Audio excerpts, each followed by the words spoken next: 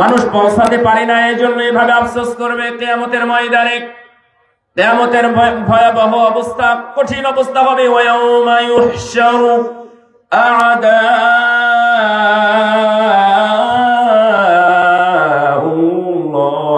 ইলান নারি ফাহুম ইউসাউন হাত্তা ইযা মা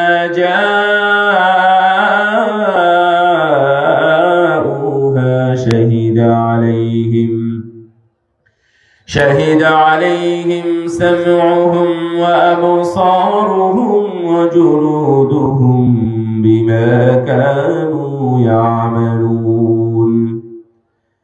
কিয়ামতের ময়দানে যারা অপরাধী, আল্লাহর যারা শত্রু, যারা সুদখোর, ঘুষখোর, বেঈমান, মুনাফিক, বেনামাজি, বেরোজাদার, বেহায়া, বেপরদা যারা থাকবে, তাদের সবাইকে আগুনের সামনে তাদেরকে একত্রিত করা হবে এবং তাদেরকে আলাদা আলাদা লাইনে তাদেরকে ভাগ ভাগ করে দাঁড় করিয়ে দেওয়া হবে। নাউযুবিল্লাহ, বলেন না নাউযুবিল্লাহ। আমরা তো ওই লাইনে দাঁড়াতে চাই না, নাকি ওই লাইনে দাঁড়াবেন? অসম্ভব। আমরা সুদখোরের কাতারে দাঁড়াতে চাই না, ঘুষখোরের কাতারেও দাঁড়াতে চাই না। মা বোনেরা যারা আছেন তারা বেপরদাদের কাতারেও দাঁড়াতে চাই না, যারা বেহায়া, নষ্টা, ভ্রষ্টা, যাদের চেহারা বিক্রি করে খায়, বড় বড় বিলবোর্ডে যাদের চেহারাগুলো দেখানো থাকে, মানুষ দেখে সুন্দরী নারী, সুন্দরী চেহারার নারী, যেই নারীরা যাদের চেহারা বিক্রি করে ইনকাম করে এবং রুজি রোজগার যারা ইনকাম করে, কিয়ামতের ময়দানে তাদের বেপরদার খাতায়, বেপরদার লাইনে তাদেরকে হাজির করা হবে। ফাহুম ইউসাউন, আলাদা আলাদা ভাবে বন্টন করা হবে। এরা সুদখোর, এরা ঘুষখোর, এরা বেনামাজি, এরা জিনাকার, এরা জালেম, এরা বেরোজাদার, এরা বেনামাজি ইত্যাদি করে লাইন লাইন করা হবে। আমরা কি ওই লাইনে থাকবো নাকি? না, আমরা ওই লাইনে থাকবো না। আমরা অন্য লাইনে থাকবো, যেখানে যাদেরকে ডান হাতে আমলনামা দেওয়া হবে, যাদেরকে ডান হাতে আমলনামা দেওয়া হবে, আমরা যেন সেই দলে থাকতে পারি। বলেন আমিন। এই মুসলিম কখনো ওই ধরনের দলে থাকবে না। আর এটা মনে রাখবেন, আপনি যদি সুদ খেয়ে থাকেন তাহলে অন্য কোনো ভাবে নাম কাটাতে পারবেন না, কারণ ফেরেশতারা ভুল করে না। আপনাদেরকে যে কোনো মূল্যে টেনে হেসড়ে ওই জাহান্নামীদের কাতারে নিয়ে এসে হাজির করাবে। আপনি সেদিন বাঁচতে পারবেন না, শুধু আফসোস করবেন। حتى إذا ما جاءوها شهد عليهم سمعهم وأبصارهم وجلودهم بما كانوا يعملون। এমনকি সেই দিন একে একে সাক্ষ্য গ্রহণ করা হবে। সাক্ষ্যর কয়েকটা কোয়ালিটি থাকবে, 4 ধরনের। কিয়ামতের ময়দানে সবাই দোষী, কেউ নিরপরাধ থাকবে না, কোনো মাসুম থাকবে না। একমাত্র আমার নবী মুহাম্মদুর রাসূলুল্লাহ সাল্লাল্লাহু আলাইহি ওয়াসাল্লাম ছাড়া আদম সন্তান, আদম আলাইহিস সালাম সহ সবাই অপরাধীর খাতারে থাকবে। সবাই অপরাধী, তার মানে কেউ না কেউ ছোট কোনো অপরাধ অথবা ছোট কোনো গুনাহ অথবা ছোট ভুল কোনো ভাবে করে ফেলেছেন। আমার নবী মুহাম্মদ সাল্লাল্লাহু আলাইহি ওয়াসাল্লাম তার লাইফে এই ধরনের কোনো দাগ কাটে নাই। সুবহানাল্লাহ। কিয়ামতের ময়দানে উনি একমাত্র সুপারিশকারী হবেন, ওনার সুপারিশ ছাড়া কোনো আদম সন্তান জান্নাতেও ঢুকবে না। সেই দিন সবাই হিসাব নেওয়া হবে। 2 জন ব্যক্তিকে ডাকা হবে, একজন হলো তাওহীদপন্থী গুনাহগার, আর একজন হলো তাওহীদ ছাড়া মুসলিম। তাওহীদ ছাড়া গুনাহগার, একজন সত্যবাদী তাওহীদপন্থী, আর একজন মিথ্যাবাদী তাওহীদ ছাড়া। 2 জনকে ডাকা হবে। অপরাধী তো সবাই নয়, ওই 2 জনই শুধু নয়, সবাই অপরাধী। ওই 2 জনকে ডেকে একে একে জিজ্ঞাসা করা হবে। প্রথম অপরাধীকে জিজ্ঞাসা করা হবে, এটা কার খাতা বলো? 99টা খাতা। কয়টা খাতা? কয়টা থাকবে? 99টা। মুখস্থ আছেন আপনাদের? এখনো তো খাতা ভরতেই আছেন। যারা ঈশার নামাজ পড়েন নাই, তাদের কি ভালো খাতায় নাম উঠেছে নাকি খারাপ খাতায়? তাহলে এই জালসা শুনতে এসে ওই নাম কাটবে না, কিন্তু আগে সালাত আদায় করতে হবে, তাই না? অবশ্যই কাটতে পারবেন না। যারা আমি দেখলাম বেপরদায় যারা এসেছেন, নারীরা জালসায় এসেছেন, আমি শুনলাম পুরুষরা যা আছে মাশাআল্লাহ আপনার অনেক সংখ্যা, যা আছে তা তো আছেই, নারীদের জায়গা নাকি ভরে গেছে। মাশাআল্লাহ, ভালো খবর। যারা বেপরদায় আসছে এই জালসা কিন্তু তাদেরকে সেই দিন নাজাত দিবে না, পার করবে না।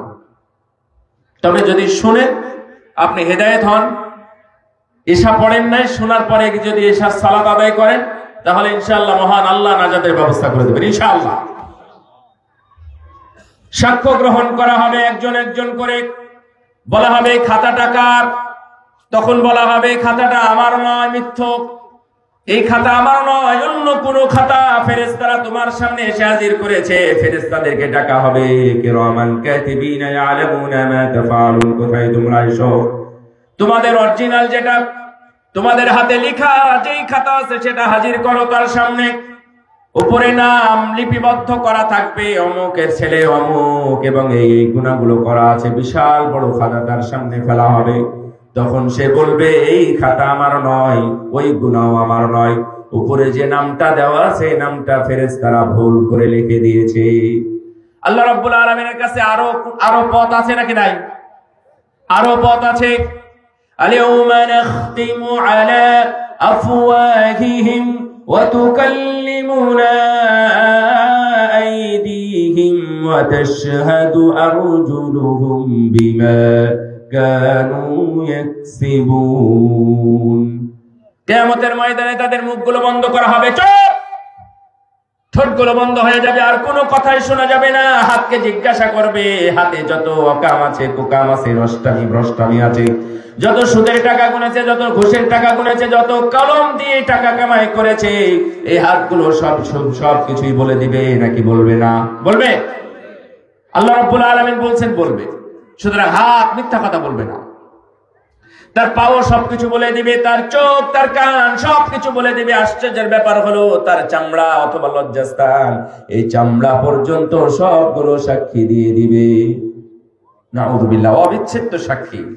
এই সাক্ষী থেকে কি আপনি দূরে পালাতে পারবেন? আপনি কি চামড়া কেটে ফেলতে পারবেন? হাত ছাড়া কবরে যেতে পারবেন নাকি কবর থেকে উঠতে পারবেন?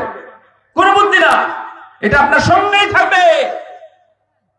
আপনার PS, personal secretary, assistant secretary, আপনার পাশে যে ঘুমায়, আপনার স্ত্রী, আপনার সন্তান, এগুলো সবকিছু বলে দিবে নাকি গোপন করবে?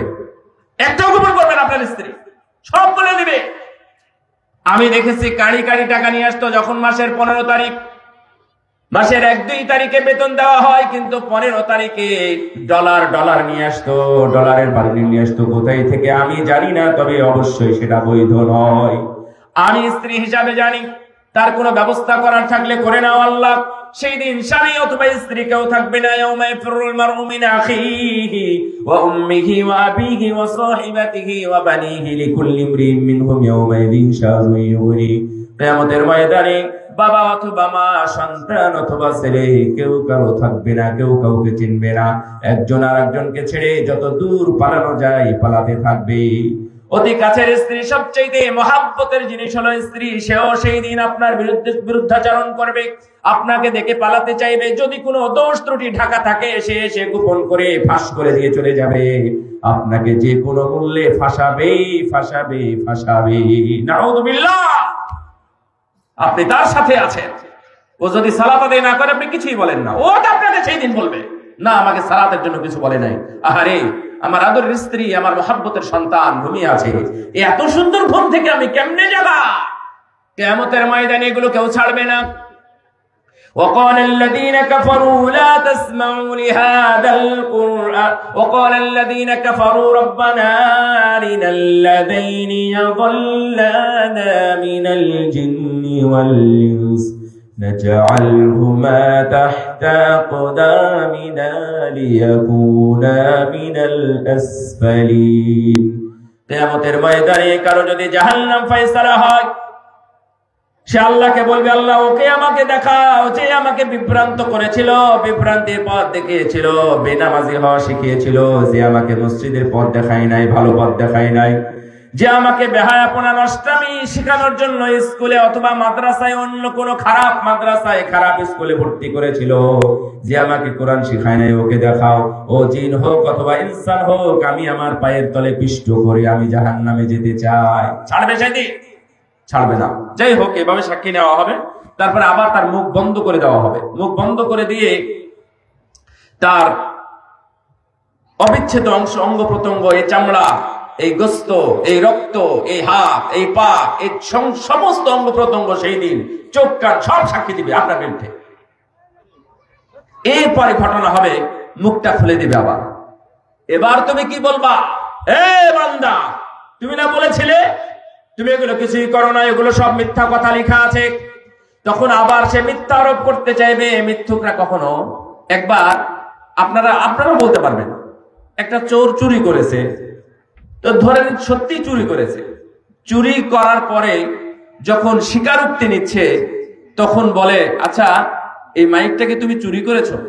না, আমি চুরি করি নাই। তো প্রথম মিথ্যা হলো, না চুরি করে নাই। এটা তুমি কোথায় পেয়েছো? বাজারে কিনেছি। কত টাকা দিয়ে? এত টাকা দিয়ে। কোন দোকান থেকে? অমুক দোকান থেকে। সেটা কবে? অমুক দিন। তোমাকে কে দেখেছে? অমুক দেখেছে। টাকা কোথায় পেলে? বাবা দিয়েছে। তাহলে এই কথাগুলো কি সত্য না মিথ্যা? সবগুলো কি? সবই মিথ্যা। কারণ প্রথম যেহেতু মিথ্যা, বাকিগুলো 100% সবগুলো মিথ্যা বলতেছে।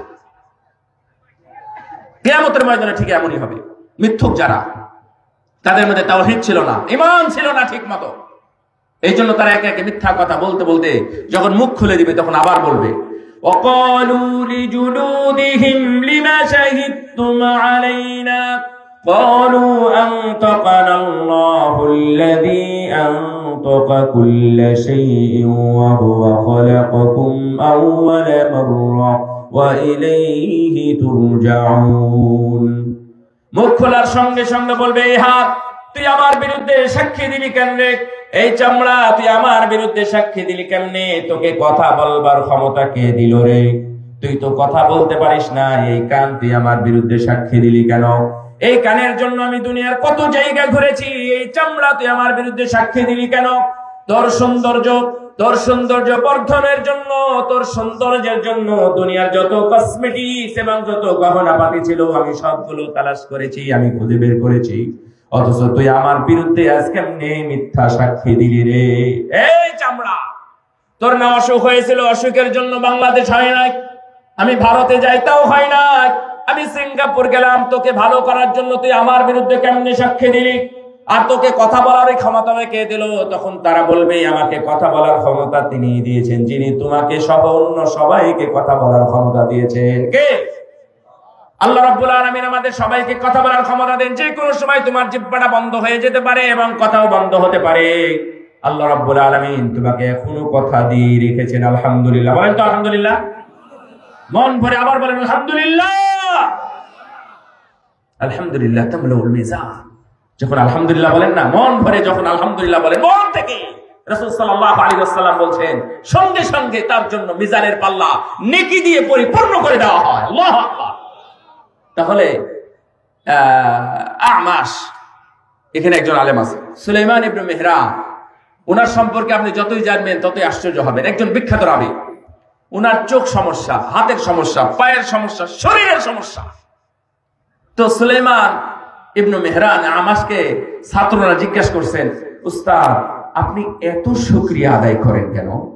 চোখ নাই। চোখ মানে আগে চোখ ভালো ছিল না, হালকা হালকা দেখতো, পরে একবারে অন্ধ। তারপরে হাতের সমস্যা, ভালো কাজ করতে পারে না, কিছু ধরতে পারে না। পায়েরও ঠিক একই সমস্যা। তখন উনি শুধুমাত্র শুকরিয়া আদায় করেন, আলহামদুলিল্লাহ আলহামদুলিল্লাহ। কেন আপনি এত করেন? এত শুকরিয়া আদায় করেন কেন? তখন উনি যে উত্তরটা দিয়েছিলেন চমৎকার, মনে রাখবেন। 1 নাম্বার, যে আমি শুকরিয়া আদায় করি এই জন্যই যে আল্লাহ রাব্বুল আলামিন আমার হিসাব নেওয়ার সময় একটা অঙ্গের হিসাব থেকে আমাকে মাফ করে দিয়েছেন। সুবহানাল্লাহ। কি সেটা? চোখের হিসাব হবে? দেখে না তো, আর হিসাব কেমনে? আর 2 নাম্বার, আল্লাহ রাব্বুল আলামিন আমার সবগুলোকে বিকলাঙ্গ করে দিয়েছেন, অযোগ্য করে দিয়েছেন, অসামর্থ্য করে দিয়েছেন, কিন্তু একমাত্র জিহ্বাটাকে আল্লাহ আমার ভালো রেখেছেন। আমি এই জন্য বেশি বেশি শুকরিয়া আদায় করি। সুবহানাল্লাহ। আর আমরা এত কিছুর পরেও আমরা শুকরিয়া আদায় করতে জানি না। এই জন্য দেখেন চামড়া কথা বলতেছে তোকে যে ক্ষমতা দিয়েছে কথা বলার, আমাকেও তিনি ক্ষমতা দিয়েছেন। পার্থক্যতে মিথ্যা, আর আমরা মিথ্যাবাদী হতে নয়। আমরা সত্য ছাড়া মিথ্যা জানি না। আমরা যা দেখেছি, শুনেছি এবং যা করেছি আমরা সেটাই বলবো, এছাড়া অন্য কিছু নয়।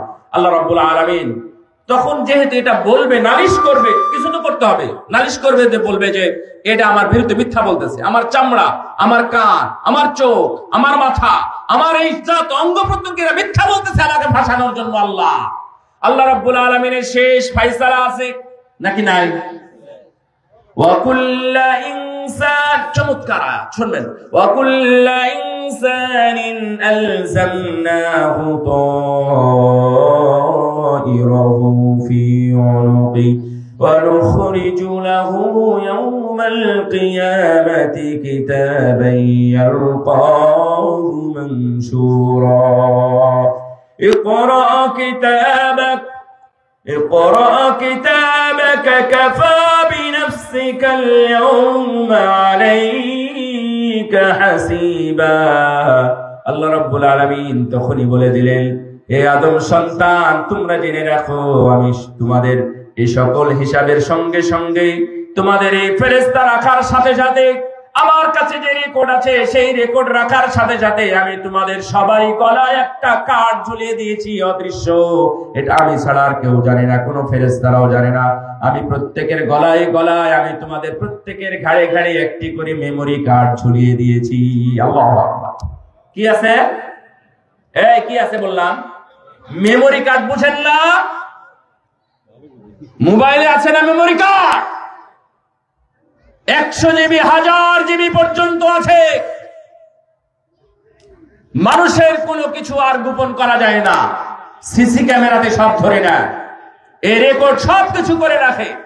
আল্লাহ রাব্বুল আলামিন বলছেন, আমি কিয়ামতের ময়দানে যারা মিথ্যুক, যারা শিরক করে, যারা বিদআতি, তাদেরকে আমি সর্বশেষ ফায়সালা হিসেবে ধরবো, ওই মেমোরি কার্ড বের করব। ওই মেমোরি কার্ড থেকে যত অডিও আছে, ভিডিও আছে, পিকচার আছে, 3D আছে, যত ডকুমেন্টারি যা কিছু আছে, আমি সবগুলো তার সামনে তুলে ধরবো। হাজার নয়, লক্ষ নয়, বিলিয়ন বিলিয়ন মানুষ কিয়ামতের ময়দানে একজন মানুষের কুকর্ম সেই দিন চোখ দ্বারা দেখতেই থাকবে। নাউযুবিল্লাহ। মন ভরে বলেন তো নাউযুবিল্লাহ। আপনি কি এই দৃশ্য নিজে দেখতে চান? তাহলে নাউযুবিল্লাহ বলবেন, এটা একটা দোয়া। আমাদের শুধুমাত্র তওবা, আস্তাগফিরুল্লাহ এবং নাউযুবিল্লাহ। নাউযুবিল্লাহ কখন হয়? যখন ছোটখাটো কিছু দেখেন, কিন্তু এটা হচ্ছে জাহান্নামের ব্যাপার, এটা কিয়ামতের ভয়াবহতা। তাহলে এর ব্যাপারে অবশ্যই আপনাকে সাবধান হতে হবে। আল্লাহ বলতেছেন, আমি সবকিছু সেই দিন ছড়িয়ে দিব, কিতাব আকারে ছড়িয়ে দিব, অডিও দেখা যাবে, ভিডিও দেখা যাবে, মানুষ সব দেখবে। আর অস্বীকার করার কোনো বুদ্ধি আছে? দেখেন, ইকরা, আল্লাহ বলবেন, ইকরা কিতাবাক, এবার তুই নিজেই পড়ে রে বান্দা। তুই না এগুলো অস্বীকার করছিলি, বলিসনি এটা আমার নয়, এটা আমার নয়, এটা আমার নয়। সিসি ক্যামেরা ফুটেজ দেখার পরে আর কোনো চোর অস্বীকার করতে পারে না। যদিও এখন মানুষ বলবে এটা এডিট করা, বাদ দাও তোমার এডিট করা, আগে তুমি দেখো এটাকে। ইকরা কিতাবাকা কাফা বিনাফসিকা আল-ইয়াওমা আলাইকা হাসিবা, আর কোনো ফেরেশতাও লাগবে না, আর কোনো সাক্ষীও লাগবে না। এবার তুমি দেখো এই লোকটাকে, ওই দিন সেই দিন তুমি ওই আম পেড়ে খেয়েছিলে, ওই দিন রাস্তায় একজন মেয়েকে তুমি দুষ্টামি করেছিলে, জ্বালিয়েছিলে, টিজিং করেছিলে, কে দেখো, ভিডিওতে দেখা যায় না কিনা? দেখা যায় না? সবকিছুই দেখা যায়। তাহলে আজকে দেখো, তুমি এখন হিসাব করো তোমার কি হওয়া উচিত। তাকে একবারে উপর করে নাক ছেঁচড়া দিয়ে তাদেরকে জাহান্নামের মধ্যে নিক্ষেপ করা হবে। নাউযুবিল্লাহ। এটা হলো কিয়ামতের কিছুটা অল্প একটা অংশ বললাম হিসাবের সময়। তাহলে আমরা এখানে দুইটা শিক্ষা নিব। আমি এর পক্ষে একটা চমৎকার হাদিস বলবো, যেটা ইনশাআল্লাহ আপনাদের ভালো লাগবে। মিথ্যা বলা যাবে না, মিথ্যা বলা যাবে না কোনোভাবেই না। নিয়ত করতে পারবেন ইনশাআল্লাহ আজকে মিথ্যা বলবো না, বলেন তো? নাকি এটাও আবার মিথ্যা বলবেন? না, চেষ্টা করেন, এটা হাসি দিয়ে একবার হালকা করেন না। আপনি চেষ্টা করতে পারেন কি পারেন না? আমরা চেষ্টা করতে পারি না। এটা সত্য কথা যে মিথ্যা মানুষই বলে, গরু ছাগল তো আর মিথ্যা বলে না। এজন্যই হতে পারে, কিন্তু আপনি চেষ্টা করবেন না। এটা আবার আপনি কোন মুমিন? এত কষ্ট করে আপনার ব্যস্ততা রেখে, আপনার কাজ রেখে আপনি এখানে আসছেন, অন্তত এতটুকু করতে পারবেন না যে আমি নিয়াত করে যাই আজকের ইসলামী সম্মেলনে। একই মাদ্রাসার নাম, এটা হোসেনপুর দারুল হুদা। হোসেনপুর দারুল হুদা সালাফিয়া মাদ্রাসার ঐতিহাসিক সম্মেলনে, মহা সম্মেলনে আমরা এসেছিলাম, বিশাল প্যান্ডেল। সেখানে এসে একটা কাজ হয়ে গেল, তা হলো আমরা আর কোনোদিন মিথ্যা বলবো না। এই কাজটা শিখে গেছি। শিখলেন? এই সবাই একটু মন ভরে আওয়াজ দিয়ে বলেন তো, শিখেছে? বলেন আলহামদুলিল্লাহ, আবার বলেন আলহামদুলিল্লাহ। একটা জিনিস আমরা শেখা হলো আমাদের, সেটা হলো আমরা মিথ্যা বলবো না ইনশাআল্লাহ। আল্লাহ যেন আমাদের সবাইকে তৌফিক দান করে, যেন কিয়ামতের ময়দানে আমাদের অপমানিত না হয়। কিয়ামতের ময়দানে আরেকজন ব্যক্তিকে ডাকবেন, সেটাও গুনাহগার, সেটাও অপরাধী, সবাই পাপী। তার মধ্যে আরেকজনকে ডাকবেন, ডেকে জিজ্ঞাসা করবেন, হে বান্দা, এই আমলনামা কার? বান্দা সোজা সাপটা বলে দিবে 99টা খাতা লিখা সম্বলিত, পাপ সম্বলিত। বান্দা বলে দিবে এই আমলনামা আমার, এই আমলনামা অন্য কারো নয়, এই আমলনামা আমারই। আল্লাহ দ্বিতীয় জিজ্ঞাসা করবেন, না দেখো এই আমলনামা অন্য কোনো ভুল ভ্রান্তি কিছু আছে কিনা, নাকি ফেরেশতারা ভুল লিখেছে? তখন বান্দা সহসাই সত্য সুন্দর ভাবে সাবলীল সহজ সরল ভাষায় বলে দিবে, না, আল্লাহ রাব্বুল আলামিন ফেরেশতারা ভুল লেখে নাই, ফেরেশতারা ভুল করে নাই, আমি ভুল করেছি, ফেরেশতারা সেটা সঠিক লিখেছে। আল্লাহ রাব্বুল আলামিন দেখেন, আর কিছু করা লাগবে না, তার সাক্ষীও জোগাড় করা লাগবে না, তার মুখ বন্ধ করা লাগবে না, হাত পায়ের কাছে সাক্ষী দেওয়া লাগবে না, তার মেমোরি কার্ডও বের করা লাগবে না। মেমোরি কার্ড বের করলে আমরা কেউ বাঁচতে পারবো? তার মেমোরি কার্ডও বের করা হবে না, তার আমলনামা সবার সামনে পেশ করা প্রকাশ করাও হবে না। আল্লাহ রাব্বুল আলামিন বলবেন, আয় রে বান্দা আমার কাছে আয়। আল্লাহ রাব্বুল আলামিন তার জন্য ছোট্ট একটা চিরকুট বের করে বলবেন, যা, এই চিরকুটে লেখা আছে আশহাদু আল্লা ইলাহা, বলেন আশহাদু আল্লা ইলাহা ইল্লাল্লাহু ওয়া আশহাদু আন্না মুহাম্মাদান আবদুহু ওয়া রাসূলুহু। পড়লেন আপনারা? পড়লেন? আবার বলেন আশহাদু আল্লা ইলাহা ইল্লাল্লাহু ওয়া আশহাদু আন্না মুহাম্মাদান আবদুহু ওয়া রাসূলুহু। ছোট্ট কালিমা সংবলিত চিরকুটটা যখন দিয়ে দিবেন, আল্লাহ রাব্বুল আলামিন বলবেন, রাখো, নেকির পাল্লায় রেখে দাও, তারপরে দেখো কি হয়। বান্দা বলেন, আল্লাহ 99টা খাতা একদিকে আর একদিকে, এই ছোট্ট চিরকুটটা দিয়ে কি হবে? আল্লাহ রাব্বুল আলামিন বলবেন, যাও রাখো, কালেমা শাহাদাত সহ ছোট্ট কালেমার চিরকুটটা তুমি ওখানে রেখেই দেখো কি হয়। ওই নেকির পাল্লায় রাখার সঙ্গে সঙ্গে নেকির পাল্লাটা ভারী হয়ে যাবে। সুবহানাল্লাহ। এটা হচ্ছে তাওহীদপন্থী মুসলিমের কাজ এবং সত্যবাদী। আমার কথা ক্লিয়ার? কিয়ামতের ময়দানে ছাড় পাওয়ার ছোট্ট একটা সার্টিফিকেট পেলেন, কি বলেন তো? কালেমা শাহাদাত। এই কালেমা শাহাদাত পড়েন না আপনারা? ওযুর পরের দোয়া। আপনারা মনে করছেন হুজুর কতই না ফজিলত, হুজুর ফজিলত আমি কম করতেছি না, ছোটও করতেছি না, কিন্তু মনে রাখবেন, এটা ওযুর ফজিলতের চাইতে বড় ফজিলতটা হলো ওই দোয়ার ফজিলত, যেখানে কালেমা শাহাদাত আছে। আল্লাহ রাব্বুল আলামিন একজন পাপী অপরাধী বড় গুনাহগারকে আল্লাহ রাব্বুল আলামিন ক্ষমা করে দেবেন। সুবহানাল্লাহ। যার ফজিলতের কারণে যে বলবে, রাসূল সাল্লাল্লাহু আলাইহি ওয়াসাল্লাম বলছেন, ফুতিহাত লাহু আবওয়াবুল জান্নাত সামানিয়া। কিয়ামতের ময়দানে ওই ব্যক্তির জন্য জান্নাতের 8টি দরজা খুলে দিয়ে জান্নাতের দারোয়ান রিজওয়ান ডেকে ডেকে বলবে, ও ওযুকারী ব্যক্তি, তুমি সেই দিন কালেমা শাহাদাত পাঠ করেছিলে, তোমার জন্য 8টি দরজাই খোলা আছে, তুমি চাইলে যে কোনো একটি দরজা দিয়ে তুমি জান্নাতে প্রবেশ করতে পারো। সুবহানাল্লাহ। এটা কালেমা শাহাদাত। এই জন্যই যারা তাওহীদপন্থী, যারা শিরক করে না, যারা কবরে সেজদা দেয় না, যারা পীরের দরবারে মাথা নত করে না, আল্লাহ ছাড়া অন্য কারোর জন্য মান্নত করে না, আল্লাহ ছাড়া অন্য কারো কাছে টাকা রিয়াল ডলার চাই দিয়ে আসে না, আল্লাহ রাব্বুল আলামিন তাদের জন্য কিয়ামতের ময়দানে একবারে প্রশস্ত ফয়সালা করে দিবেন, তারা হবে জান্নাতি। সুবহানাল্লাহ। ফাআম্মাল ইনসানু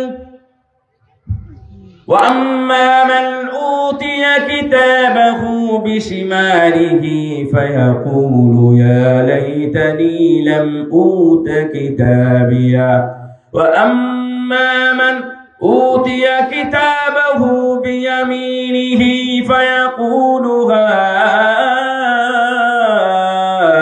اقْرَءُوا كِتَابِيَهْ إِنِّي ظَنَنتُ أَنِّي ملاق حسابيا فهو في عيشة راضية قطوفها دانية كلوا واشربوا هنيئا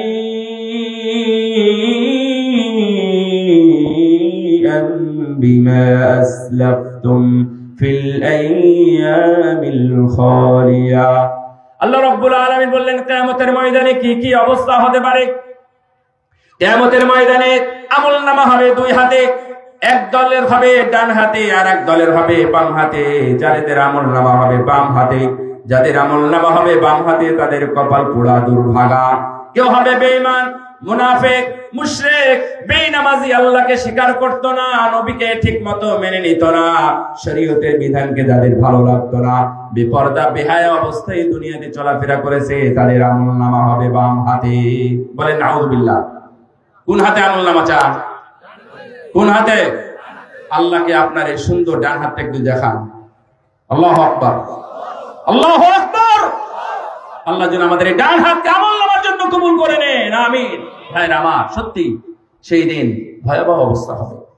আমি ভয়াবহতার দিকে এখনো যাই নাই, আমার সময়ের আলোকে বলবো এবং আলামতের কিছু কিছু কিছু কিছু কিছু বলবো ইনশাআল্লাহ।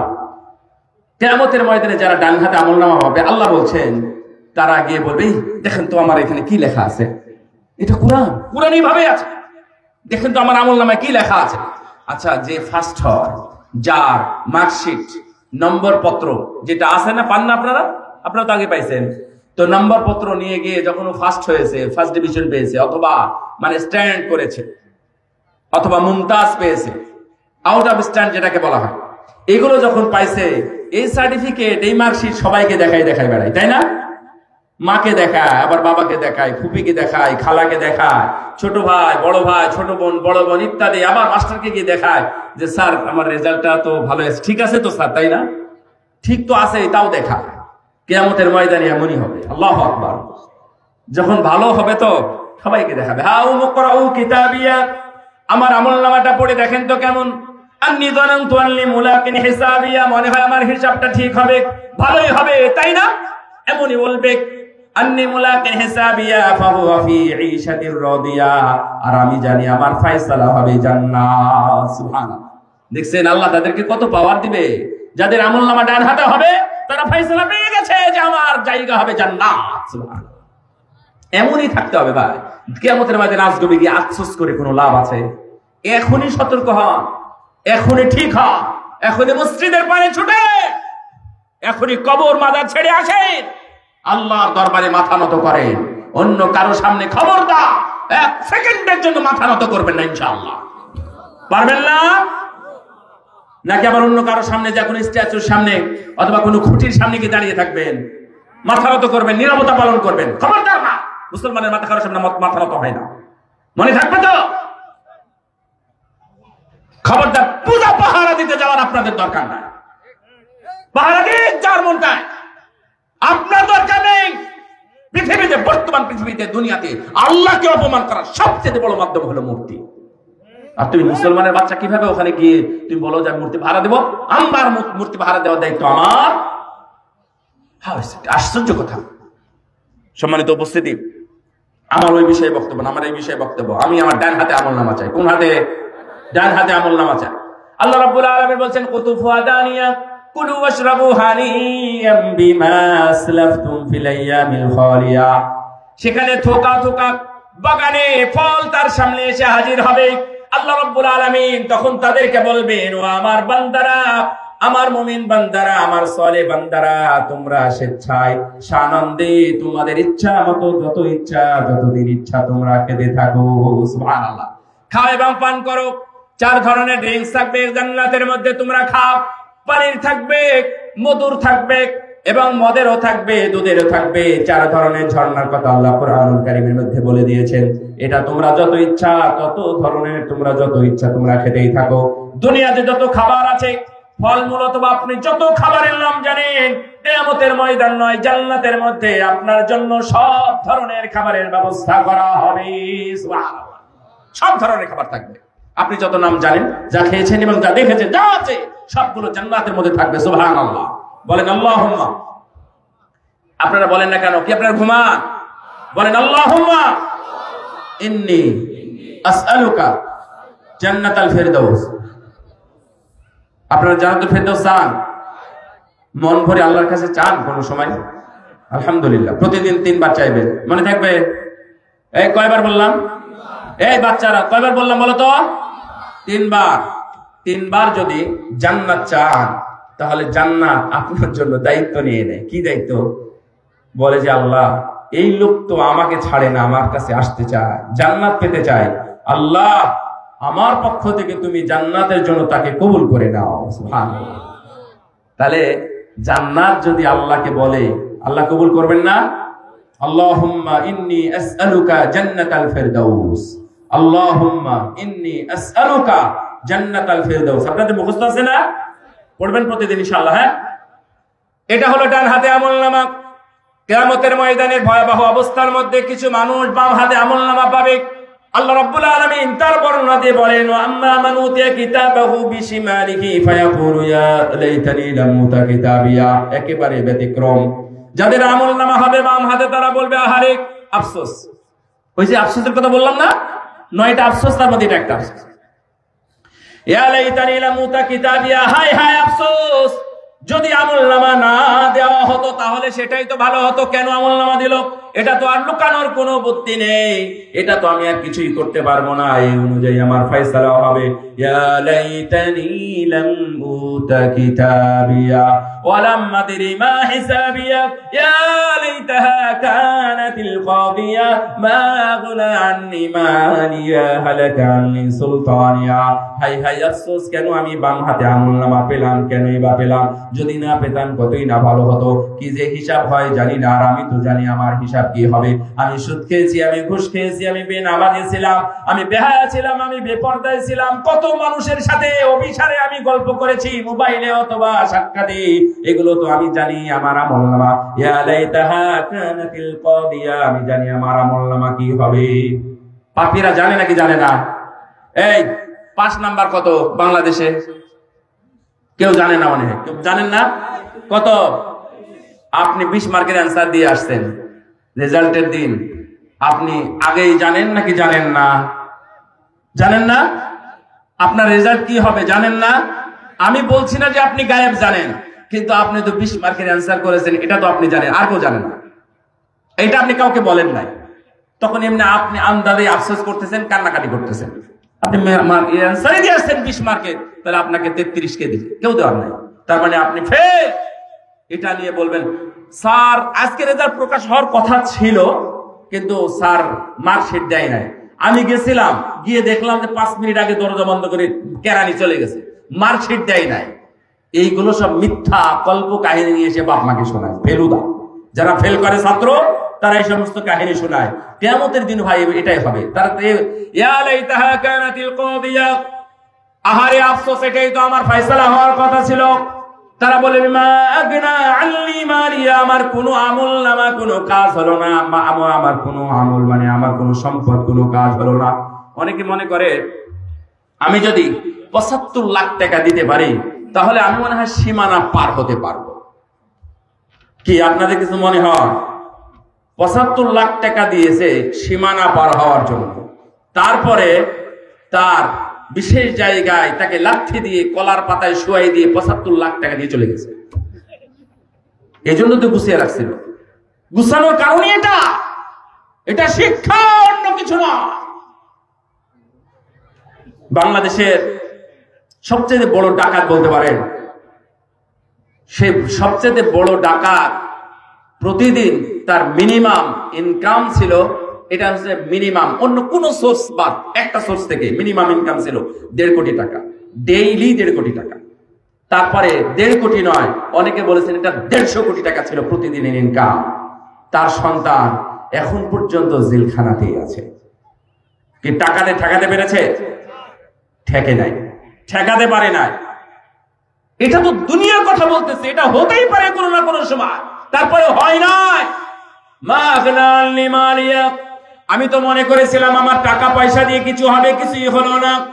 তাহলে টাকা নয়, পয়সা নয়, আমার সামনে পিছনে যখন রাস্তায় হাঁটতাম তখন 20 জন 40 জন পর্যন্ত দেখা যেত নাকি যেত না? এখনো দেখা যায়, তাই না? যখন হাঁটে তখন দেখবেন সামনে পিছনে 40-50 জন মানুষ আছে। তখন শেষ ফায়সালা ভরসা হলো, সামনে ডানে পিছনে তাকাবো, দেখি আমার কেউ আছে কিনা। আহারে আফসোস, তখন কি বলবে জানেন? হালাকা আন্নি সুলতানিয়া। তখন দেখবে আমার কোনো লোকই নাই, আমার কোনো পিএস নাই, আমার এপিএস নাই, আমার ডানে বামে যারা চাটুকার ছিল, অমুকের চরিত্র ফুলের মতো পবিত্র বানিয়ে দিত, এই ধরনের বলা লোকগুলো আমার ডাইনে বামে এমন কেউ নাই। তখন তারা সিদ্ধান্ত নিবে চল এবার এখান থেকে পালাই, যে কোনো সময় জাহান্নাম আমাদেরকে গ্রাস করতে পারে। এই জাহান্নামের করালো গ্রাসে আমরা কর্তব্য হতে চাই না, আমরা ধৃত হতে চাই না, গ্রেফতার হতে চাই না। জয় এবার পালাই, আমরা এখান থেকে না পালালে যে কোনো সময় গ্রেফতার হয়ে যাব।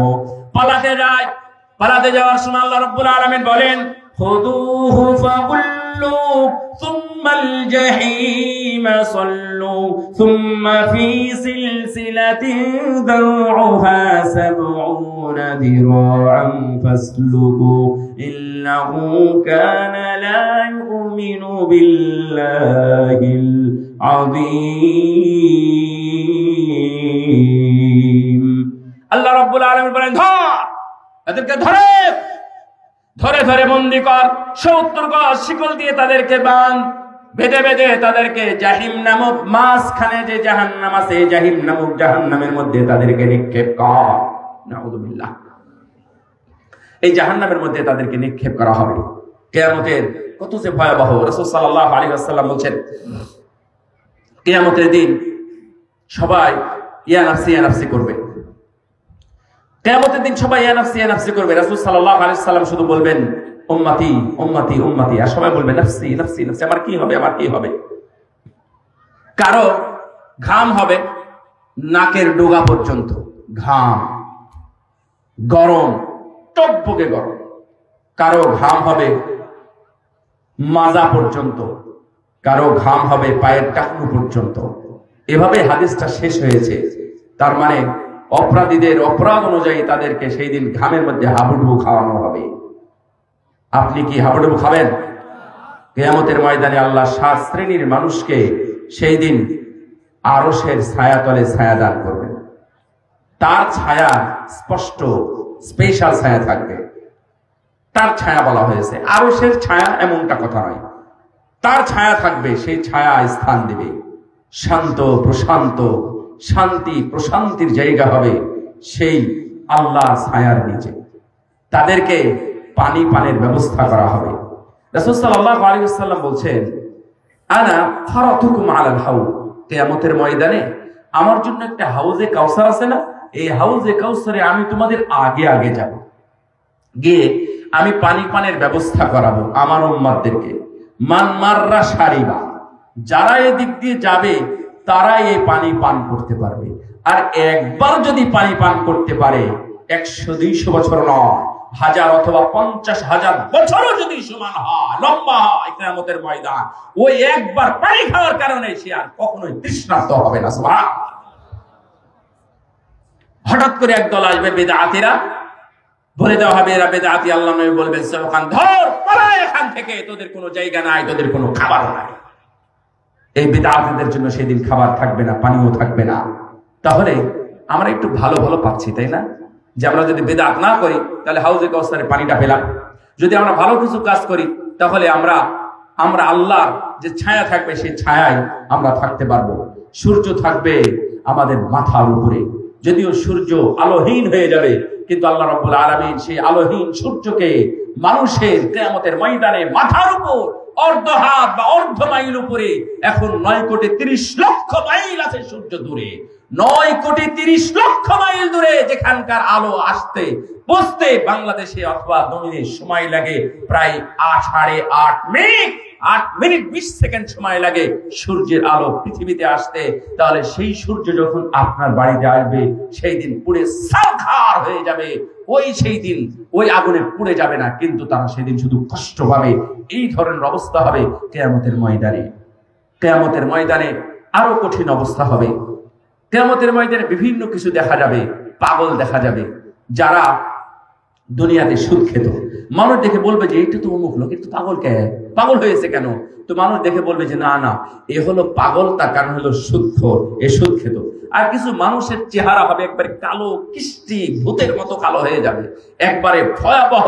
দাঁতগুলো হবে উহুদ পাহাড়ের মতো, 10 কিলোমিটার পরিব্যাপ্ত এক পাহাড়, তার নাম হলো উহুদ। এই উহুদ পাহাড়ের মতো এক একটা দাঁত হবে। যদি 32টাও বলি তাহলে 32টা দাঁত যদি এইভাবে থাকে তাহলে কত বিভৎস এবং কত নোংরা এবং কত ভয়াবহ লাগবে একজন মানুষকে। চেহারা হবে কালো কুচকুচে। এই চেহারা নিয়ে মানুষ সেই দিন বসে থাকবে, নড়তে পারবে না। তাদের পেটের মধ্যে বড় বড় সাপ বিচ্ছু সহ যত হিংস্র প্রাণী আছে সব প্রাণীগুলো তাদের পেটের মধ্যে জায়গা হবে, এই ভুঁড়িগুলো তাদের বের হয়ে যাবে, ভুঁড়ি নিয়ে নড়তে পারবে না। এই জন্য ভুঁড়ি নিয়ে একদিক থেকে আরেক দিকে যাওয়ার জন্য তারা এই ভুঁড়িকে মাঝখানে রেখে তারা এইভাবে ঘুরঘুর করে ঘুরতে থাকবে। এরা হলো পাপিষ্ঠ বেনামাজি বেয়াদব যারা, তাদেরকে এইভাবে কিয়ামতের দিনই শাস্তি দেওয়া হবে। যারা যাকাত প্রদান করে নাই তাদেরও সেই দিন শাস্তি দেওয়া হবে। রাসূল সাল্লাল্লাহু আলাইহি ওয়াসাল্লাম বলছেন, একদল গরু আসবে, গরুর বড় বড় শিং থাকবে, তাদের পায়ে বড় বড় নখ, ভয়ঙ্কর নখ থাকবে, যেই নখ দিয়ে এই প্রায় 450 কিলোমিটার ব্যাপী একটা জায়গা নিয়ে একটা মানুষ জাহান্নামে বসে থাকবে। এই শরীরের উপর বড় বড় গরু এসে চাপা দিয়ে তাদেরকে পিষ্ট করে দিয়ে তাদের শাস্তির আওতায় নিয়ে আসা হবে। তারা হাউমাউ করে কাঁদতে থাকবে এবং চিৎকার করতে থাকবে, এত জোরে জোরে চিৎকার করতে থাকবে, সেই দিন সবাই শুনতে পাবে তাদের সেই ভয়াবহ আযাবের কাহিনী তারা দেখতেও পাবে। একদল চলে যাবে, ও যতগুলো ফাঁকি দিয়েছিল দুনিয়াতে, যাকাতের ফাঁকি যারা 1 টাকায় দিয়েছিল অথবা একটা গরু একটা ছাগল দিয়েছিল, সেই দিন বড় বড় করা হবে। সেই দিন ওখান থেকে নিয়ে কিয়ামত পর্যন্ত একটা গরু যতগুলো বাচ্চা দিতে পারে এবং ওই বাচ্চা থেকে যতগুলো বাচ্চা হতে পারে, এই কোটি কোটি গরুগুলো সেই দিন আল্লাহ রাব্বুল আলামিন হাজির করবেন।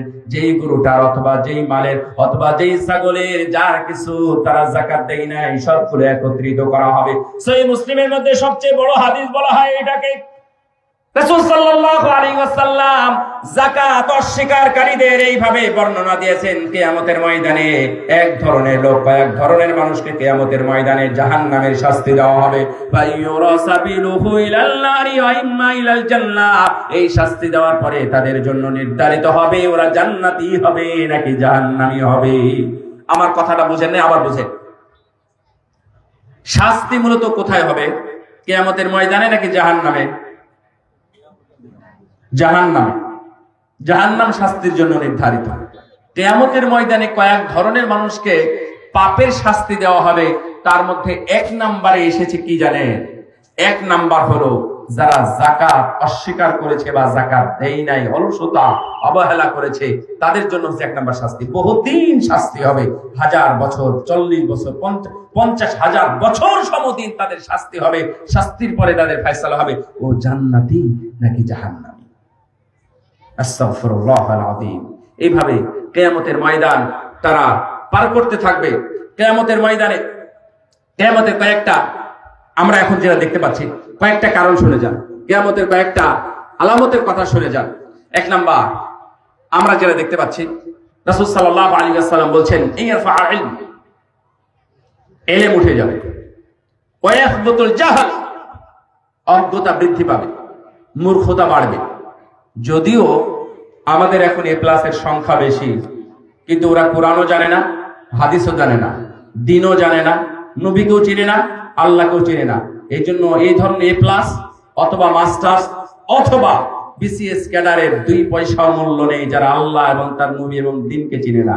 3টা জিনিসকে না চিনলে তারা অশিক্ষিত। আবার বলি, 3টা জিনিসকে না চিনলে তারা মূর্খ, জাহেল, যদিও সে অফিসার, প্রফেসর, বিসিএস ক্যাডার বা আরো কিছু হয়ে থাকে। আপনাদের মধ্যে যদি কেউ থেকে থাকে, কেউ অধ্যাপক হোক অথবা আরো কিছু থেকে থাকেন, তাহলে মনে রাখবেন এই 3টা জিনিসকে জানতে হবে। না জানলে আপনি মূর্খ থাকবেন। আর এই 3টা জিনিসকে জানার জন্য আপনার এই মাদ্রাসাকে বেছে নিতে হবে। এই বর্তমান প্রচলিত স্কুল, কলেজ বা বিশ্ববিদ্যালয় এই ধরনের শিক্ষা দেওয়া হয় না ম্যাক্সিমাম। এই জন্য আপনি ওই ধরনের জায়গা থেকে আপনি বেরিয়ে আসার চেষ্টা করবেন। তাহলে 1 নাম্বার বললাম, অজ্ঞতা বৃদ্ধি পাবে, ইলম উঠে যাবে, ব্যভিচার, মদ। রাসূল সাল্লাল্লাহু আলাইহি ওয়াসাল্লাম বলছেন, লা ইয়াকুনান্না ফি উম্মতি, আমার উম্মতের মধ্যে এমন হবে যে ইস্তাহিল্লুনাল হিররা ওয়াল হারির, তারা হারির, রেশমকে, হির, বেহায়াপনা বা এই যে জিনা ব্যভিচারকে তারা হালাল করে নেবে। তারপরে কি?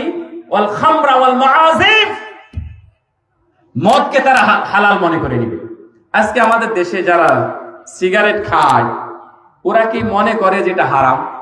মানে এত স্বাভাবিক হয়ে গেছে বিক্রি করা, যে বিক্রি করছে দাঁড়িয়ালা, টুপিওয়ালা হাজী সাহেব, ও মনে করছে যে না, এটাতে কোনো সমস্যা নেই।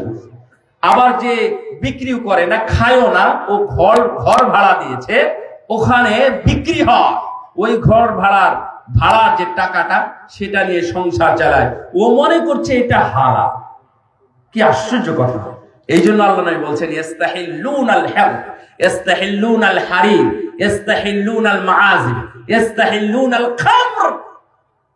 যারা এই মাদকতা, এই মাদক যারা ড্রাইভিং করে, যারা কোম্পানিতে চাকরি করে, গতকালকে সম্ভবত 100 কোটির উপরে 125 কোটি টাকার মূল্যের এই মদ, মাদক জাতীয় দ্রব্য, আরো এসব ছোট ছোট বড়ি যেগুলো আছে, এগুলো সহ গতকাল না পরশুদিন ধ্বংস করেছে। আমরা দেখেছি ধ্বংস করাতে অর্থনীতির কিছুটা ক্ষতি হলেও দেশের জন্য লাভ, তার মানে সেটা অর্থনীতির জন্য আমাদের জন্য লাভ। তার মানে এটা হচ্ছে কিয়ামতের আলামত। এই ছোট আলামত গুলো থেকে আপনি যে কোনো ভাবে নিজেকে দূরে রাখেন। তারপরে 3 নাম্বার, সুদ সর্বত্র ছড়িয়ে পড়বে। মানুষ এই সুদ থেকে চাইলেও বাঁচতে পারবে না, তবে যারা চেষ্টা করবে তাদের জন্য মুক্তি আছে। তারপরে বিশ্বাসঘাতকতা, মিথ্যা অনেক বেশি প্রচলিত হবে, অনেক বেশি। উঁচু উঁচু ভবন নির্মাণের মানুষ প্রতিযোগিতা করবে, সময় দ্রুত কেটে যাবে। এই তো কয়েকদিন আগে রমজান পার করলাম, দেখবেন আবার সামনে 2 মাস পরে রমজান আসতেছে না? তার মানে সময় খুব দ্রুত কেটে যাবে। রাসূল সাল্লাল্লাহু আলাইহি ওয়াসাল্লাম বলছেন যে ইয়াতাকারাবুজ জামান হাত্তা তাকুনা সানাতু কাশ-শাহর ওয়া ইয়াকুনু আশ-শাহরু কি গো কাল উসবু ওয়া ইয়াকুনু আল-উসবু'u কাল ইয়াওম ওয়া তাকুনু আল-ইয়াওমু কাস-সাআ ওয়া তাকুনু আস-সাআতু কাদ-দামরাতি ফিন-নার। একটা বছর মনে হবে মাস, মাসকে মনে হবে সপ্তাহ, সপ্তাহকে মনে হবে দিন, দিনকে মনে হবে 1 ঘন্টা, আর ঘন্টাকে মনে হবে আগুনের স্ফুলিঙ্গ। এই তো দেখলাম চলে গেল একটা দিন, 1 ঘন্টা, অথচ সেটা 1 সেকেন্ড নয়। এইভাবে এটা সহিহ বুখারীর হাদিস। সুতরাং যারা আছে আপনারা মনে করছেন ইয়াতাকারাবুজ জামান, সময় তো খুব স্বল্প ফুরিয়ে যাচ্ছে, আপনারা মনে করছেন আমরা লাভ করতেছি, খুব সময় ফুরিয়ে যাচ্ছে, দ্রুত ব্যবসা আসতেছে, দ্রুত মৌসুম আসতেছে, দ্রুত টাকা ইনকাম করতেছি, বাইকটা যারা চাকরি করে দ্রুত মাস চলে যাচ্ছে, আমরা বেতন পাচ্ছি।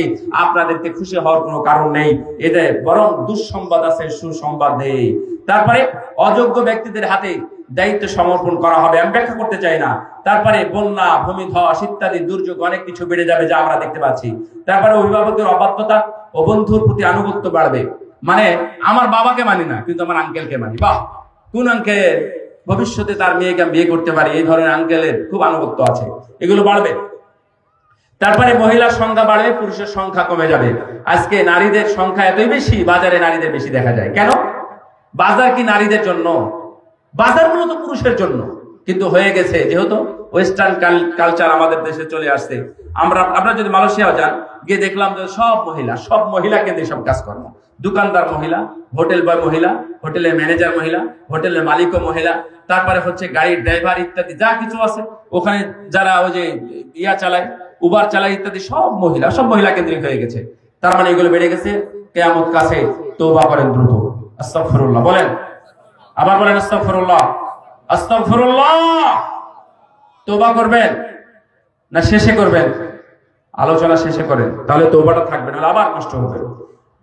তারপরে দাজ্জাল, এটা বড় আলামত বলা হয়েছে। তবে কিয়ামতের সবচেয়ে বড় আলামত কে বলতে পারে বলেন তো? বলেন, কে বলতে পারবেন?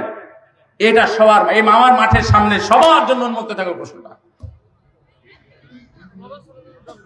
হ্যাঁ, এ কি বললো?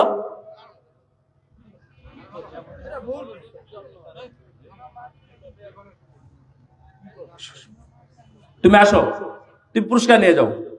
ওর 100 ভাগ সঠিক উত্তর দেওয়ার জন্য ওর জন্য পুরস্কার। ও বলেছে আপনারা কেউ ওকে গ্রহণ করেন নাই। সবচেয়ে বড় কিয়ামতের আলামত হলো রাসূল সাল্লাল্লাহু আলাইহি ওয়াসাল্লামের জন্ম।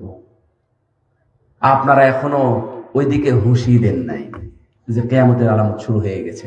আপনারা মনে করছেন দাজ্জাল, রাসূলুল্লাহ সাল্লাল্লাহু না আসলে আল্লাহর নবী আমরা কেউ বুঝতাম না যে কিয়ামত হবে।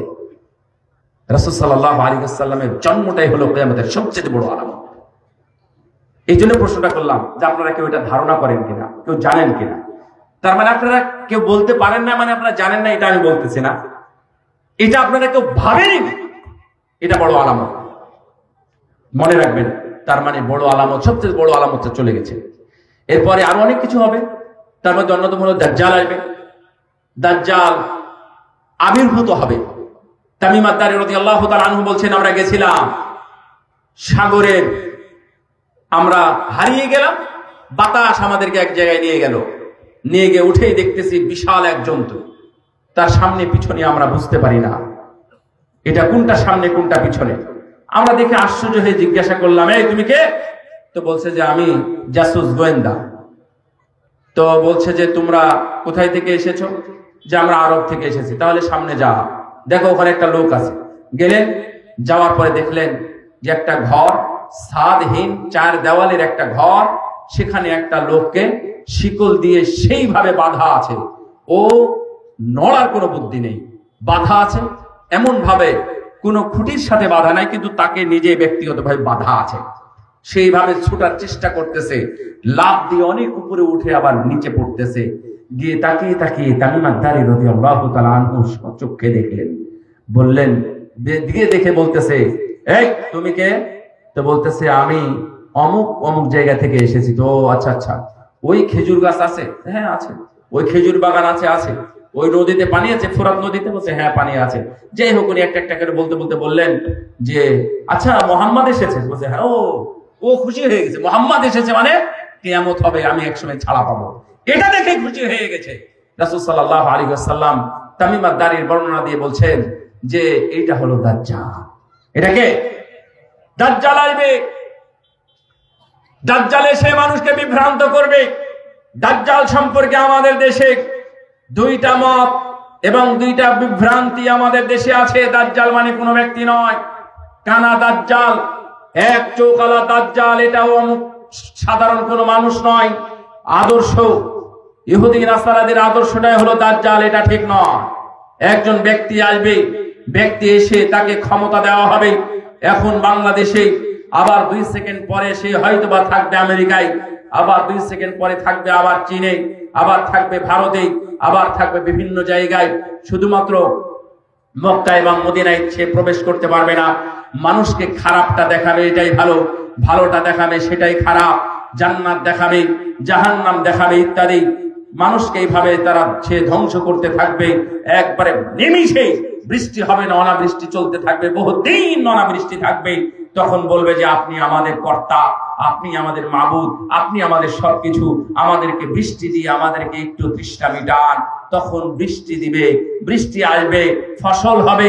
এই যারা তাকে স্বীকার করেছে, যারা তাকে মেনে নিয়েছে, তারা সবাই বেঈমান এবং কাফের। এই জন্য রাসূল সাল্লাল্লাহু আলাইহি ওয়াসাল্লাম প্রতি সালাতের শেষ রাকাতের অর্থাৎ তাশাহুদে গিয়ে দোয়া করেছেন, আল্লাহুম্মা ইন্নী আউযু বিকা মিন মাসিহিদ দাজ্জাল। বলেন নাই? এইভাবে চলতে চলতে ঈসা আলাইহিস সালামের আগমন ঘটবে, সিরিয়াতে তার আগেই আগমন ঘটবে ইমাম মাহদি। ইমাম মাহদি যখন আসবেন তখন সবারই নিয়াত থাকবে আমি তার সৈন্য দল হব।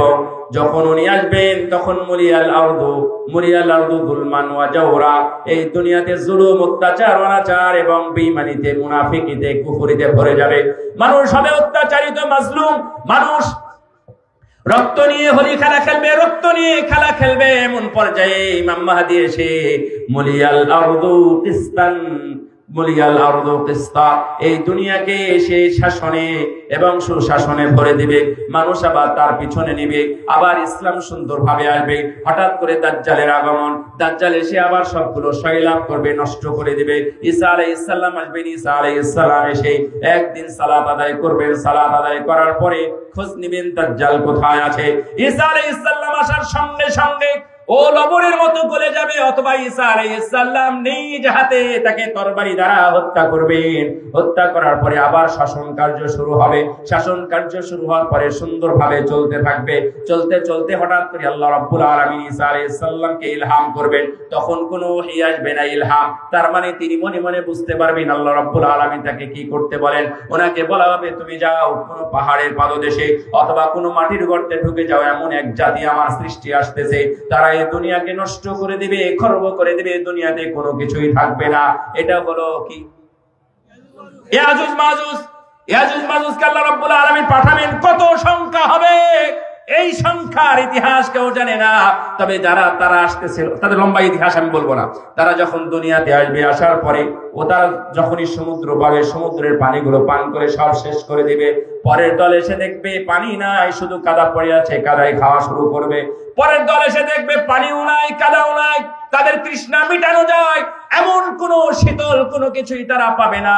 তারা এক সময় দুনিয়াতে যত উঁচু এবং নিচু যা কিছু আছে, যত গাছপালা, গরু, ছাগল, হাঁস, মুরগি, মানুষ যা কিছু পাবে, আল্লাহ সৃষ্টির দুনিয়াতে যা কিছু আছে তারা সবকিছু খেয়ে সমান করে দিবে। এমনকি পাহাড় গুলো খেয়ে সমান করে দিবে। তখন বলবে দুনিয়াতে আর কোনো কিছু নাই, বাকি নাই। এই সৃষ্টিকর্তা যেটা আছে আল্লাহ, তাকে আমরা এখন খেতে হবে, তাকে আমরা শেষ করে দেব। এরপরে তারা বলবে যে না, আমরা এখন আল্লাহকে খাই, আল্লাহকে তীর মেরে আমরা শেষ করে দিই। এইভাবে তীর যখন তারা উপরে মেরে দিবে, ফেরেশতারা তারা ধরে ফেলবেন, ফেরেশতারা ধরে রক্ত মাখিয়ে দিয়ে সেটা তারা ফেলে দিবেন।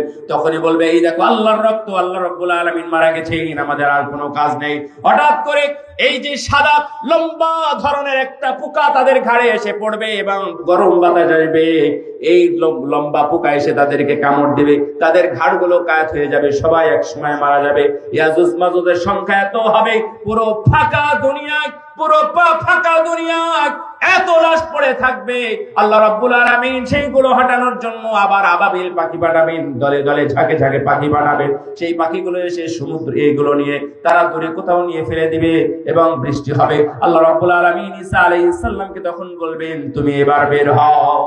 তখন বের হবে। ইয়াজুজ মাজুজ এসে তাদেরকে পায় না, ধ্বংস হয়ে যাবে। ঈসা আলাইহিস সালাম এসে আবার দুনিয়া শাসন করবেন। বলা হয়েছে প্রায় 40 বছর শাসন করবেন। 40 বছরে আবার পুরো দুনিয়া একমুখী হয়ে যাবে। ঈসা আলাইহিস সালামের সবাই অনুসরণ করবে। এক সময় তিনিও দুনিয়া থেকে বিদায় নিয়ে চলে যাবেন। তারপরে একে একে ইসলাম ধ্বংস হতে থাকবে। কাবা ঘরের পাথর পর্যন্ত চুরি হয়ে যাবে। তার মানে যেই কাবায় প্রতিদিন লক্ষ লক্ষ কোটি কোটি মানুষ সালাত আদায় করে, একত্রে মানুষ প্রায় 30 লক্ষাধিক মানুষ সালাত আদায় করতে পারে। সুবহানাল্লাহ। অত সেই দিন 30 নয়, 3 জন মানুষও কাবা চত্বরে পাওয়া যাবে না। 3 জন কেন, 1 জনও পাওয়া যাবে না। এই জন্য চুরি করার কথা বলা হয়েছে। পাথর কি হবে? ছিনতাই হবে না চুরি হবে? ছিনতাই হবে না, চুরি হবে। চুরি কখন হয়? কেউ যখন দেখে না। তার মানে একজন মানুষও থাকবে না কাবা ঘরে ইবাদত করার মতো। পাথর চুরি হয়ে যাবে। ও মনে করছে আমি ভালো কিছু করলাম, পাথর চুরি হয়ে গেল।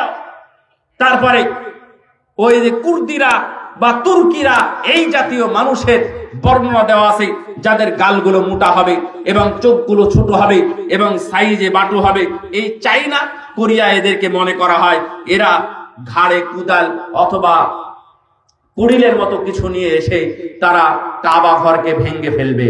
ভেঙ্গে ফেলে তারা উল্লাস করতে থাকবে। তার মানে আল্লাহ, আল্লাহু আকবার বলেন তো, আবার বলেন তো আল্লাহু আকবার। আল্লাহ বলার কোনো লোক থাকবে না। সেই দিন কিয়ামত হতে আর দেরি হবে না। তারা দুনিয়া নিয়ে ব্যস্ত থাকবে। উটের দুধ দুবে, উটের দুধ দুবে তো কিয়ামত হচ্ছে। তখন যারা উটের দুধ দুবে তারা বলবে যে কিয়ামত নাকি? না না না, উটের দুধটাকে ধুয়ে নি, থাম, উটের দুধটাকে ধুয়ে নি, না হলে তো উটের দুধটা নষ্ট হয়ে যাবে, না হলে তো আমি এই টাকাটা কি করবো, এই টাকাটা আমি কারো কাছে বিক্রি করতে পারবো না, কিয়ামত হওয়ার পরে তার কিছু থাকবে না, তাহলে আমি আগেই দুধটা ধুয়ে নি। তার মানে ওদের তওবা নামক জিনিসটা আগে উঠে চলে গেছে। নাউযুবিল্লাহ। এবার আপনাদের তওবা করতে হবে। মৃত্যু আসার পূর্বে, কিয়ামত আসার পূর্বে, কিয়ামতের সর্বশেষ সূর্য উদয়ের আগে আমাদেরকে তওবা করতে হবে। এটাই হলো কিয়ামত। কিয়ামতের ভয়াবহতা আরো কঠিন হবে। রাসূল সাল্লাল্লাহু আলাইহি ওয়াসাল্লাম, আল্লাহ রাব্বুল আলামিন কিয়ামতের কথা বলতেছেন যে ইয়াউমা তাযহারু কুল্লু মুরদিআতিন আম্মা আরদাআত ওয়া তাদাউ কুল্লু যাতি হামলিন হামলাহা ওয়া তান-নাসু সুকারা ওয়া মা হুম বিসুকারা ইযা আস-সামাউ শাক্কাত ইযা আস-সামাউ ফাতারাত ইযা আশ-শামসু কুওয়িরাত। আয়াতগুলো পড়ে দেখবেন কিয়ামতের কত ভয়াবহ। সেই দিন সূর্য আলোহীন হয়ে যাবে, আকাশ ফেটে চুরমার হয়ে যাবে। ইযা আস-সামাউ ফাতারাত ইযা আস-সামাউ শাক্কাত, ফেটে চুরমার হয়ে যাবে, আকাশগুলো চৌচির হয়ে যাবে। আকাশ যে কত বড়! আপনারা মিল্কি ওয়ে, কি ওটা গ্যালাক্সি না? গ্যালাক্সির কথা শুনেছেন, পৃথিবীর কথা শুনেছেন, সূর্যের কথা শুনেছেন, আরো অনেক অনেক অনেক অনেক গ্রহের কথা শুনেছেন। এই যত যা কিছু বিজ্ঞানীরা আবিষ্কার করেছে তার সবই হচ্ছে প্রথম আসমানের নিচে। আমরা জানি না দ্বিতীয় আসমানে কি আছে, কিন্তু সেই দিন চুরমার হয়ে যাবে, ফেটে চুরমার হয়ে যাবে, সূর্য আলোহীন হয়ে যাবে। আবার সাগর আছে না, সাগরে আগুন ধরে যাবে। কেন জানে? এই দুইটা পদার্থ কি আছে পানির মধ্যে? নাইট্রোজেন আর অক্সিজেন না? অক্সিজেন নাইট্রোজেন দুইটা আলাদা আলাদা হয়ে যাবে। আলাদা আলাদা হয়ে গেলে এখনো আগুন ধরবে, তখনও আগুন ধরবে। আল্লাহ রাব্বুল আলামিন দুইটাকে আলাদা আলাদা করে দিবেন, সঙ্গে সঙ্গে আগুন ধরে যাবে।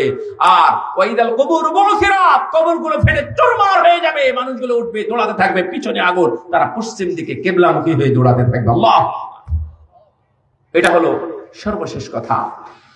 فإذا نفخ في الصور نفخة واحدة ونفخ في الصور فصعق من في السماوات ومن في الأرض إلا من شاء الله ثم نفخ فيه أخرى فإذا هم قيام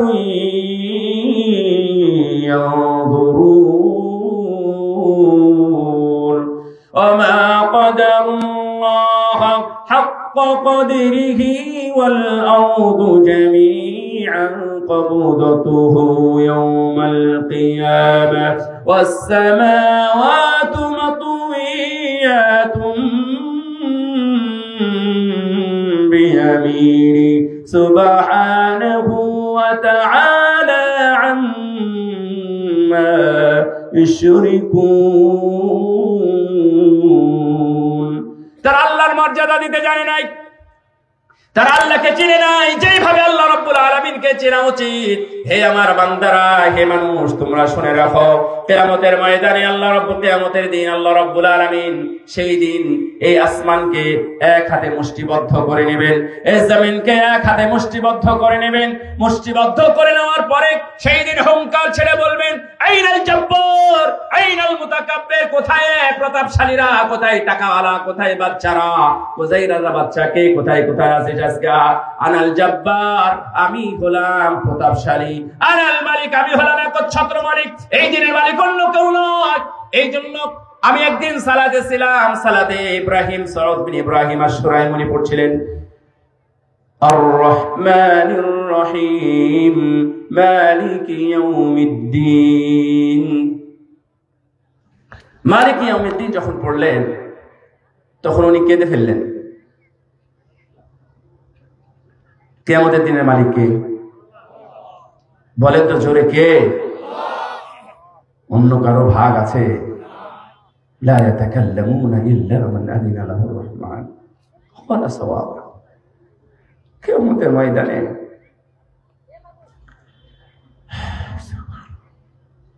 কিয়ামতের ময়দানে আল্লাহ একাই মালিক হবে, কেউ কথা বলতে পারবে না। আল্লাহ নিজেই বলছেন, কেউ কথা বলতে পারবে না। এই প্রতাপশালী শাসকরা, টাকাওয়ালারা, রাজারা, বাচ্চারা কোথায়? পুরো পৃথিবী, এই আসমান, এই জমিন হাতের মধ্যে মুষ্টিবদ্ধ করে নিয়ে, ভাস করে নিয়ে সেই দিন বলবেন, কোথায় তোরা, এদিকে আয়। সেদিন আপনি কি করবেন? কারো হাতে মালিকানা নেই, কারো মালিকানার ভাগ নেই। একমাত্র মালিক হবেন কে? কে? আল্লাহ রাব্বুল আলামিন মালিক হবেন। সুতরাং কিয়ামতের এই ভয়াবহ অবস্থা আপনাকে কি একটু স্মরণ করে না যে আমাকে মসজিদে যেতে হবে? কিয়ামতের এই ভয়াবহ অবস্থা আপনাকে একটু স্মরণ করে দেয় না যে আমার এই সুদ ছাড়া উচিত? কিয়ামতের এই ভয়াবহ অবস্থা আপনাকে একটু স্মরণ করে দেয় না যে আমার এই ঘুষ ছাড়া উচিত? একটু মনে করে দেয় না যে আমার বেহায়াপনার নোংরামি ছাড়া উচিত? আপনাকে একটু মনে করে দেয় না এই অর্থ সম্পদ আমাকে সেই দিন নাজাত দিবেন? আমার নানি মালিয়া, আমার সম্পদ আমার কোনো কাজে আসলো না, এটা কি মনে করে দেয় না? এই সম্পদ, অর্থ নিয়ে আপনি দুনিয়ার ইজ্জত সম্মান নিয়ে আপনি পড়ে আছেন, মনে করছেন এটাই আমার সর্বশেষ, এটাই আমার সবকিছু। কেউ আপনাকে ছাড় দিবে না। একদিন ছোট্ট কথা বলে শেষ করি। আলী রাদিয়াল্লাহু তাআলা আনহু একদিন কবর পাড়ে গেছেন। এই শোনেন মজার কথা, গিয়ে বলছেন, এই ইয়া আহলাল কবর, ইয়া আহলাল কবর, মা ইনদাকুমুল খবর, তোমাদের কাছে কি খবর? এই কবরবাসীরা, তোমাদের কাছে কোনো খবর আছে? ওনার সাথে সঙ্গী সাথী আছেন, উনি খলিফা, প্রেসিডেন্ট, উনি গেছেন কবর পাড়ে গিয়ে এভাবে আজগবি কবরের সামনে ওয়াজ করতেছে। এই কবরবাসী, তোমরা জানো তোমাদের কি খবর? আমরা জানি তোমাদের খবর, তোমরা কি জানবা? আমরা জানি।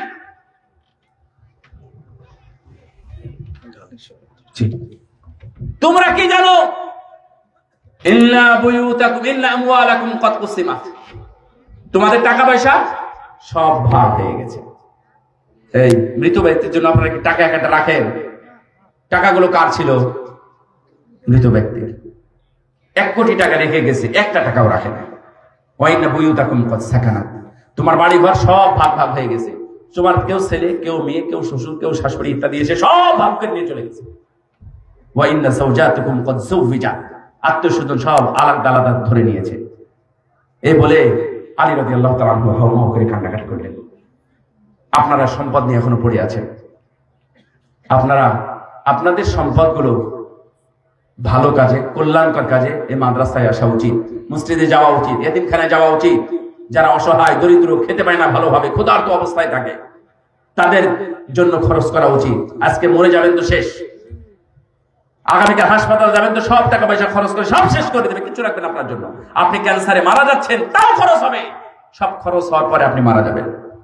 আর আপনার টাকা না থাকলেও আপনার চিকিৎসা হতো, অথবা কোনোভাবে আপনি মারা যেতেন।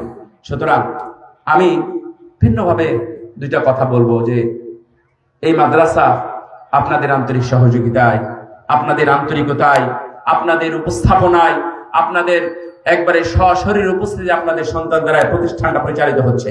এই হোসেনপুর দারুল হুদা সালাফিয়া মাদ্রাসা আজকে এই বিশাল আয়োজিত ইসলামী মহাসম্মেলনে যারা যেখানে মা বোনেরা সহ উপস্থিত হয়েছেন, আল্লাহর হস্তে আপনাদের অল্প সময় নিয়ে প্রধান আলোচক মহোদয়কে ডক্টর মুজাফফর বিন মুহসিন উনি হাজির হয়েছেন, আমি ওনাকে দিয়ে চলে যাব। আল্লাহর হস্তে আপনারা কি রাগ করলেন না খুশি হলেন? সত্যি খুশি হলেন নাকি আমার কথা বলার কাছে খুশি হয়েছেন? তৈব, যাই হোক, আপনারা আল্লাহর জন্য, আমার জন্য না, আল্লাহর জন্য, আল্লাহকে খুশি করার জন্য আপনাদের যার যতটুকু সামর্থ্য আছে এখানে এসে যদি বলতে পারেন আমি তার নাম বলবো, আর একজন উৎসাহিত হবে। এটা যদি হয় তাহলে খুবই ভালো, যদি না হয় কিন্তু কি গো, এটা